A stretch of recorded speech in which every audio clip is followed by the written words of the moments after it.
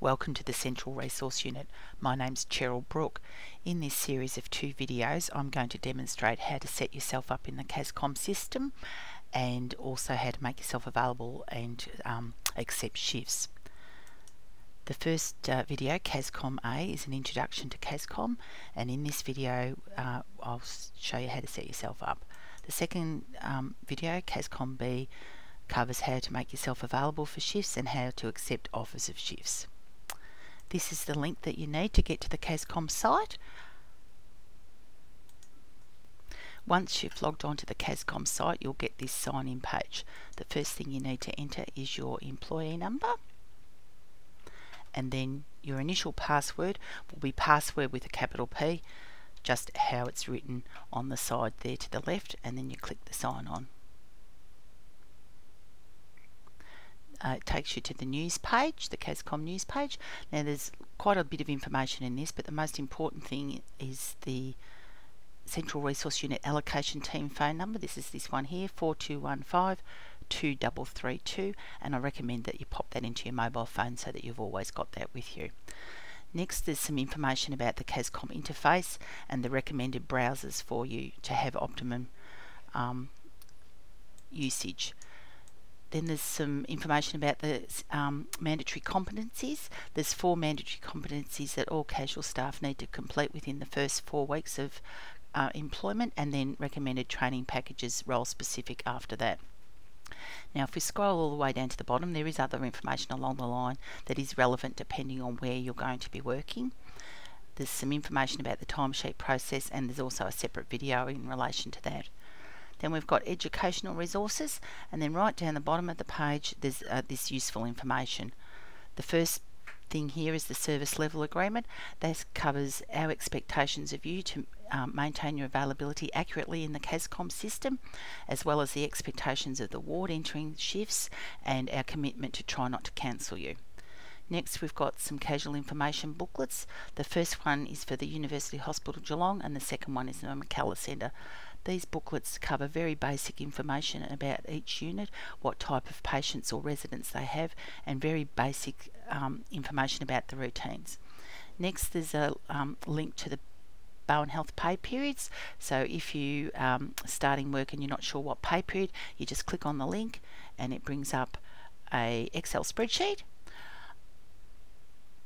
Now all the casual staff are on the N pay, some of the part-time staff are on the H pay. So it just tells you when your timesheet's due. It's either due last thing on the Sunday evening of the pay period, or alternatively first thing on the following Monday morning. After that, we've got a link to the Bowen Health cost centres, and each shift you work you actually cost out your services to the ward that you're working on. Same thing, it's an Excel spreadsheet. Then there's the mobile phone policy, and lastly some site maps. Now if you scroll back up to the top and click on My Roster again, and then go into Details, you'll be prompted to change your password. So first of all, enter the old password. So once again, password with a capital P, and then your new password. Now as far as the password goes, it will only accept letters, numbers and underscore. It doesn't like any fancy symbols. And then you have to have a password hint, so something that's going to help you remember what your password is. And the idea of that is, if you do forget it, you can ring the Central Resource Unit and they can tell you what your password hint is, and hopefully that'll get you started. Then you go Update Details and you'll get a message up here, your password has been changed successfully. Next you click on the roster again and go into Details again, and you need to enter your mobile phone number. Now enter that and then double check it to make sure that you haven't made any errors.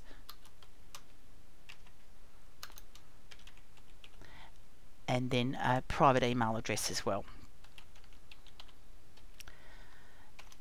The idea of that is that we always contact the casual staff, usually by SMS, but if there's more information we'll use your personal email, because sometimes it's difficult for you to get to your emails at work. You don't need to worry about any of the other details. Click the Update Details button again, and then back into the My Roster button, and then select the word locations. Then you'll see either the Geelong Hospital or Mackellar Centre highlighted, or you might have both depending on your areas. And under each of those areas, so you click on medical services, you'll see the wards that you've been given access to. You then need to select the wards that you're happy to work in. So say in this example, under medical services, you might not want to work in the emergency department, but you're happy to go to all the other medical wards, so you would tick all of those. And then surgical services, for instance, happy to go to all the surgical centres, so you tick those. And then just update locations. Now you will only have access to the locations that you're allowed to work in and that have already been previously discussed with you. Click the update locations, and basically now you're all set up in the system and ready to start putting some availability into the system. So therefore we'll cover that in video B. Thank you for your attention.